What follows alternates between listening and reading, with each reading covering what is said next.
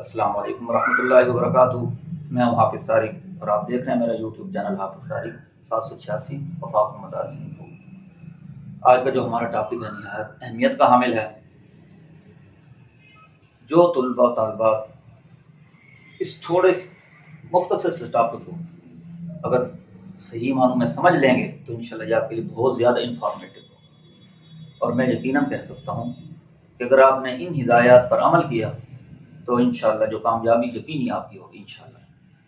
اب وہ مختصر سی ہدایات ہیں، بہت زیادہ وہ نہیں ہیں، لمبا چوڑا ٹاپک میرا نہیں ہے۔ کوشش کرتا ہوں کہ چھوٹا سے چھوٹا ٹاپک لیکن زیادہ سے زیادہ جو آپ کے انفارمیٹیو ہو وہ پیش کروں۔ تو آج کا میرا ٹاپک اس حوالے سے ہے کیونکہ وفاق المدارس کے امتحانات 18 فروری سے شروع ہو رہے ہیں، پیچھے 3 دن ہے، تو سوچا سب سے پہلے ایسے طلباء و طالبات جن کو پیپر حل کرنے کا کوئی خاص طریقہ نہیں آتا، اگرچہ انہوں نے اپنی پوری بکس جو ہوتی ہیں وہ یاد کی ہوتی ہیں، اچھی طرح رٹا لگایا ہوتا ہے، لیکن جیسے ہی سوالیہ پیپر سامنے آتا ہے وہ کمزور پڑ جاتے ہیں۔ تو ایسے طلباء و طالبات کے لیے میں نے یہ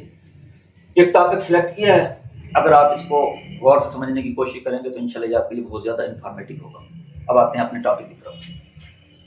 آج کا ہمارا ٹاپک ہے وفاق المدارس کے پرچے حل کرنے کا آسان ترین طریقہ۔ اب یہ جو پیپر ہوتے ہیں عموماً وفاق المدارس کے امتحانات کے اندر ہر پیپر کے اندر 3 سوال ہوتے ہیں، ہر پیپر کے اندر 3 سوال ہوتے ہیں، اور ہر سوال کی 2 جزیاں ہوتی ہیں، پھر ان جزیوں کے 3 حصے ہوتے ہیں، بعض کے 2 حصے بھی ہوتے ہیں، بعض کے 3 حصے بھی ہوتے ہیں۔ اب آپ نے کرنا کیا ہے، ان ہدایات میں سب سے پہلی ہدایت نمبر 1 یہ ہے کہ سب سے پہلے آپ نے اس سوالیہ پیپر کو آپ نے کم سے کم 3 بار پڑھنا ہے، اگر ممکن ہو تو آپ اس کو 5 بار بھی پڑھیں۔ اب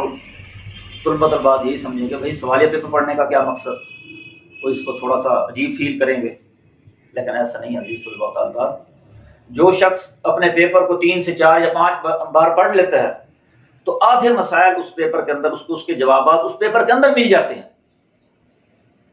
کم سے کم اسی لیے اپنے پیپر کو 3 سے 4 مرتبہ پڑھیں، انشاءاللہ یہ آپ کے لیے بہت زیادہ مفید ثابت ہوگا۔ اب اگلا سٹیپ کیا ہے، اب 2 نمبر پہ آپ نے کیا کرنا ہے، اب آپ نے اپنے پیپر کو 3 سے 4 یا 5 مرتبہ پڑھ لیا، اب آگے کیا کرنا ہے،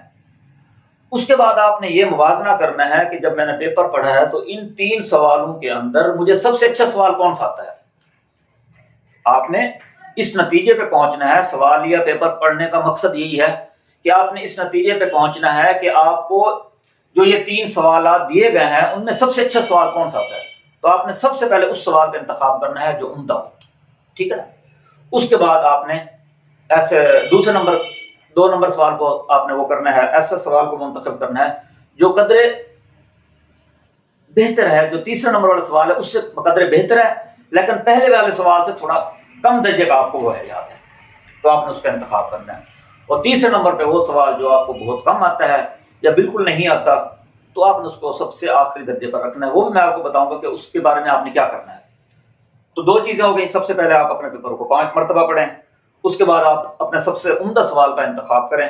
اس کے بعد 2 نمبر پہ جو کم درجے کا آپ کو ہوا ہے اس کا انتخاب کریں، اور جو سوال آپ کو بہت کم آتا ہے یا بالکل نہیں آتا اس کو سب سے نیچے والے درجے میں رکھیں۔ اس کے بارے میں آپ کو بتاؤں گا انشاءاللہ۔ اس سے فائدہ کیا ہوگا، اس سے فائدہ یہ ہوتا ہے کہ اگر آپ کا پہلا سوال اچھا ہوا تو فوراً ممتحنین کے اس پہ اثر انداز ہوگا، ٹھیک ہے نا، اس کے اوپر افیکٹ کرے گا کہ بھائی یہ طالب علم یا طالبہ جو بھی ہے یہ ماشاءاللہ بہت زیادہ ذہین ہے اور سمجھدار ہے اور اچھا پیپر حل کرنا جانتی ہے یا جانتا ہے، تو اس سے کیا ہوگا، امپریشن پڑتا ہے۔ انگلش کی ایک کہاوت ہے نا، first impression of the last impression, تو اس کے تحت اس کے اوپر ممتحن کے اوپر فوراً اس سوال کا اثر پڑ جاتا ہے، تو آگے کے سوال کے لیے وہ تھوڑا سا نرم پڑ جاتا ہے، اس کا یہ سب سے بڑا فائدہ ہوتا ہے۔ اب آپ نے پہلا سوال حل کر لیا، ٹھیک ہے نا،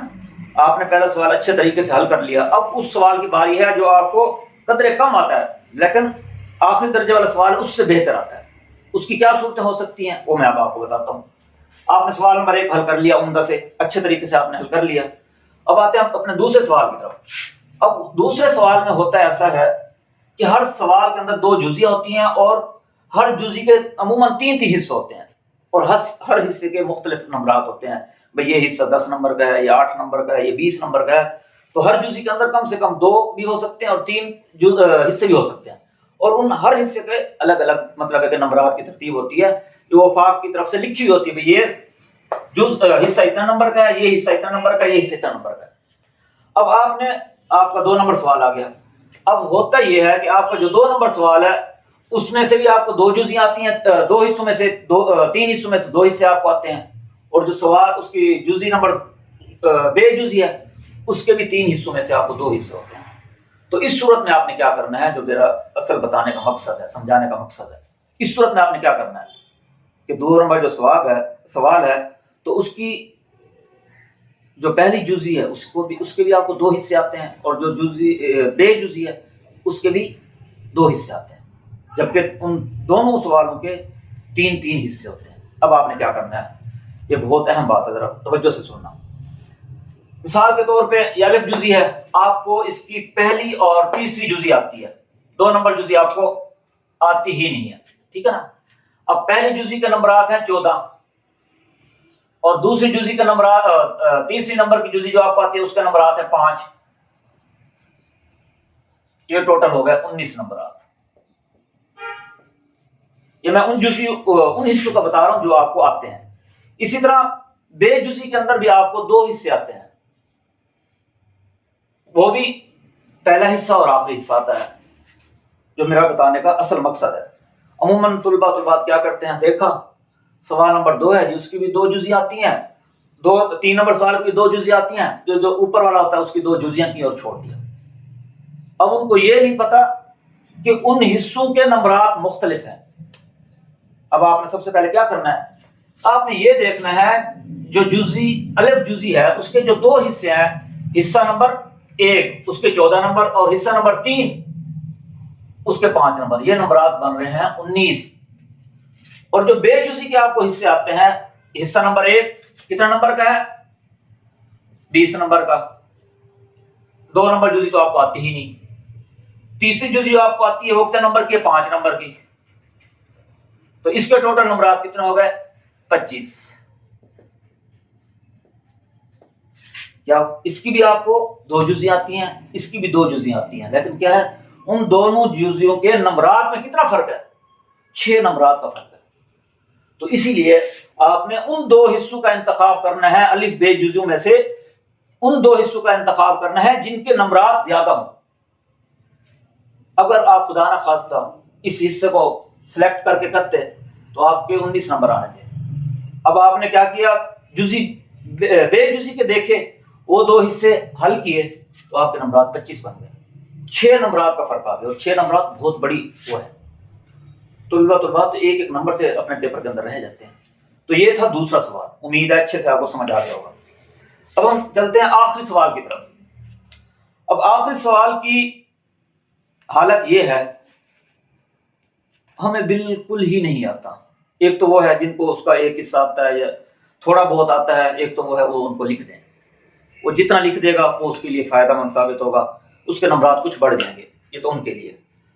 اب ان میں سے بعض طلباء و طالبات ایسے ہیں جن کو تیسرے سوال کا ایک حصہ بھی نہیں آتا، اب وہ کیا کریں، اب کیا کرنا ہے، کیا کیا، پیپر کو کلوز کیا، نگران کو دیا اور واپس، نہیں ایسا نہیں کرنا۔ اگرچہ آپ کو سوال نمبر 3 کا ایک جز بھی نہیں آتا، تب بھی آپ نے اس کا جواب لکھنا ہے اور اس سوال کے اندر اس کے جواب کو ڈھونڈنے کی کوشش کرنی ہے۔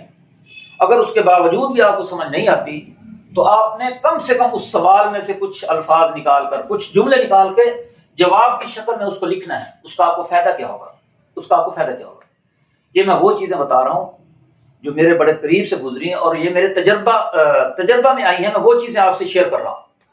یہ چیزیں جو آپ کو بتا رہا ہوں یہ کوئی کتاب ہی نہیں ہے، پڑھا لکھا اور سمجھا دیا۔ اب میں آپ کو اس کی مثال سمجھاتا ہوں۔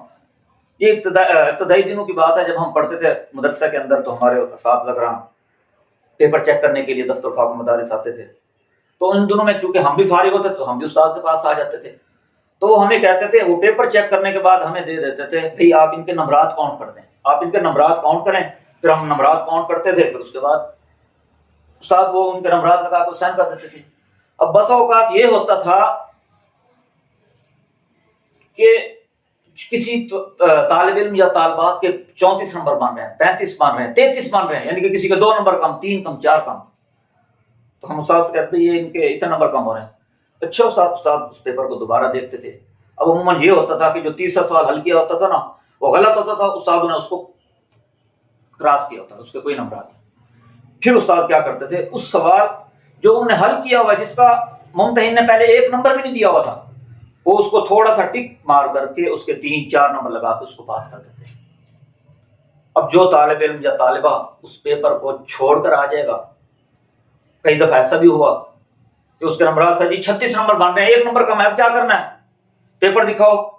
تیسرے سوال کو انہوں نے چھیڑا ہی نہیں ہے، سوال تک بھی نہیں لکھا، بھائی اس کو کہاں سے دے نمبر، نہیں ہو سکتا، یہ 36 نمبر ہی اس کریں گے اور یہ کیا ہوگا، فیل ہوگا، 1 نمبر سے رہ جائے گا۔ اور اس کے مقابلے میں کوئی طالب علم یا طالبہ ایسی ہے کہ اس کے 30 نمبر ہے،